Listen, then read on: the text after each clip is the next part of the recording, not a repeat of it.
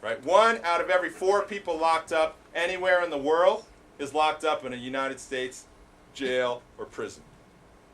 And most of those people are poor, black, or Latino. So let's see what this looks like. This graph shows you the number. We're just looking at black males here, but I could have done the same thing for Latinos and the numbers would be inflated. But with black folks, based on what I've already shared with you, the numbers are most egregious, right? So on the far left, that's the number of black males in the California Department of Corrections. 6,886. The 1,606 black males are in the whole UC system. Okay. 4,187 are in the whole CSU system. And I might add that the California State University system is the largest educational system in the world. 4187. All right, these are slightly dated numbers, so I need to update them, but you get the general point of view, right? There are more black males incarcerated than there are in the UC-CSU system combined, right? This is a crisis, right? This is a crisis. It's a crisis on multiple levels, but it's a crisis of human capital, right? Because there is genius in the hood. There are genius in our jails, right? I know this for a fact. I have a lot of experience in these places, right? And it's also costing us because people don't get the social justice argument, right? A lot of people only get the numbers argument. So what does this cost? This costs $46 billion over the course of their lifetimes to be incarcerating these people. So we know that it is an excuse that none of us should keep putting up with, right? That we can't be putting that $46 billion into education, right? Everyone in here is probably underpaid and overworked, right? That $46 billion could be doing a lot for everyone in here to be doing a lot for everyone in there, right? But we need to mobilize, we need to organize, right? And make this happen and totally transform this, right? This means voting, being proactive, things that I used to could not stand, right? Because I felt like it wasn't about me, right? And I still feel like that. I just got to do it, right? I mean, spinach ain't about me totally either, but I eat it. Learn to like it, right? I quite enjoy it, right? So what's happening to those who do get in, right? Because we know what's happening to those who don't get in. But what happens to those folks who get into UC Berkeley, major in economics and political science, get a master's degree from Stanford, right? What happens to those folks who are principals at age 26, get a PhD from an Ivy League school? What is their fate? Who's this? That's me. Do I look happy? No, I don't look happy. I'm not happy. I'm mad about it, right? I'm mad about it on a number of different levels, right? I'm mad about it because anyone who does a cursory Google search of me will see that driving to work like the professor that I am, the hardworking professor to prepare for a class, single father, at that point in time, separated, and my 2 children are 5 and 7. So I put them in the back of the car. I drive from Berkeley across the Bay Bridge to San Francisco State, and I pull up, and I have never, ever, ever left my children in the car alone by themselves, right? Their mom would do it all the time. Oh, I'm gonna leave them here, la la la. I'm like, no, I'm just paranoid, right? And I guess I just don't think that that's good parenting. Not to disrespect their mother because she's a wonderful parent. So I leave them in the car. I park right here. I run. This is where the car is parked. The exit sign right there is basically the front of the school. I run up there, I run upstairs one flight, I run past the security guard who's sitting there just like this young lady, who you may or may not be able to see because she's kneeling.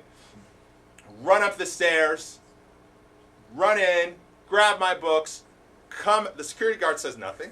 Why should he? Right? I come out, there's a police officer there standing in front of me. Oh. Right? Who says, put your hands behind your back? I said what I thought was logical at that time, but I would now give you different advice. I said, why? Right? Now at this point, my office is right here. He's here, and I'm here. And so he knocks the books out of my hands, and he tries to wrestle me to the floor. Right? And now he is a 22-year-old white child compared to me in my own age. Young man. Let me not disrespect him, young man, who I forgive. I haven't spoken to him, but I forgive him because he was young. Right? Nevertheless, we're talking about the role of race and how it impacts people's perception. Right? And so he's trying to wrestle me to the floor. And I should mention that this is how I always dress. I'm dressed up today. And that's part of my own just commitment to the working class, hair thing, the whole 9 yards. I'm no longer working class. Right? I have a PhD. I make pretty good money. I get it. Like, I'm middle class. I got accepted. And I'm happy about it, actually. Okay? I'll take it. I'm blessed. But I don't want to forget where I came from. Single-parent, female-headed household, fathers from Ghana, West Africa, abject poverty on that side of my family, and not a lot of wealth on my African-American mother's side of the family, right? And so I try to do things to keep me grounded, and this is one of those things. So this is how I roll, right? So it's dressed similarly to this. Now this white officer is trying to wrestle me down, so he comes down to his knees and he's trying to wrestle me down. And I'm not small, as you can see. So I'm looking at him, and I'm like, stop! What are you doing? Right? He's trying to wrestle me down. And so there's a couple other people about where those folks are over by the exit sign. So I say, help! Help! And they're looking at me, and I'm looking at them, and I'm looking at him. And a lot is going on here.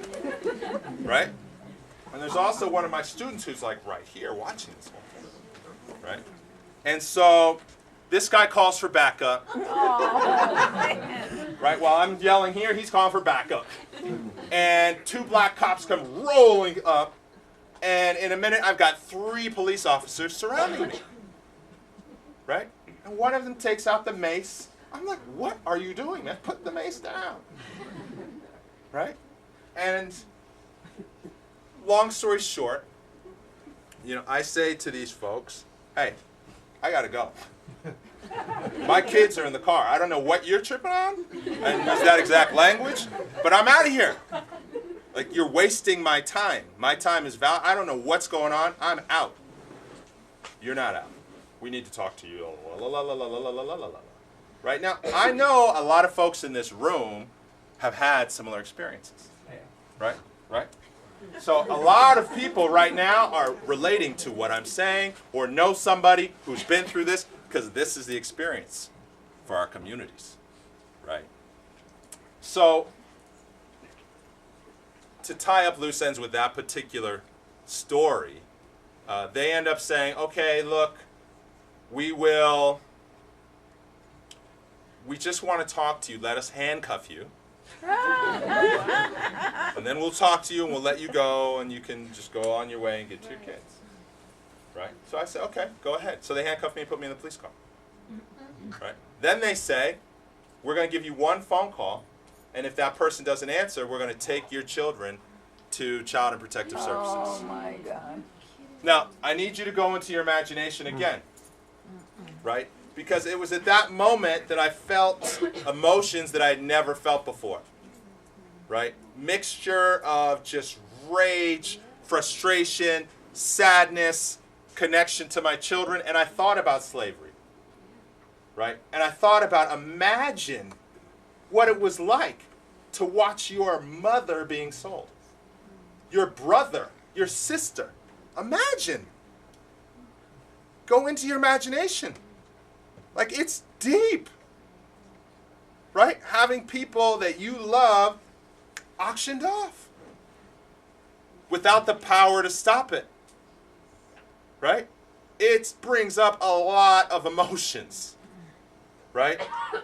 And so I'm going through all those emotions, and they whisk me away, and now I'm in jail, and now I'm meeting all these geniuses in jail, geniuses, smart people in jail, right?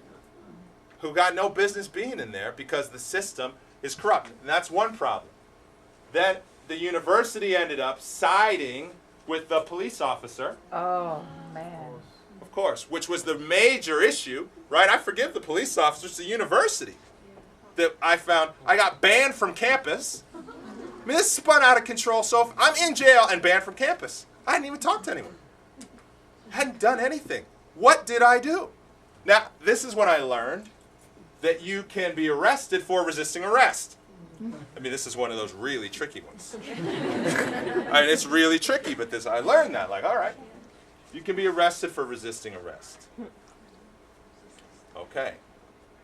So they banned me from campus, and I'm going to fast forward the story.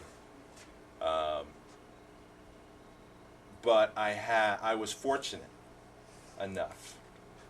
So at first, apparently the university was really worried that I was going to sue.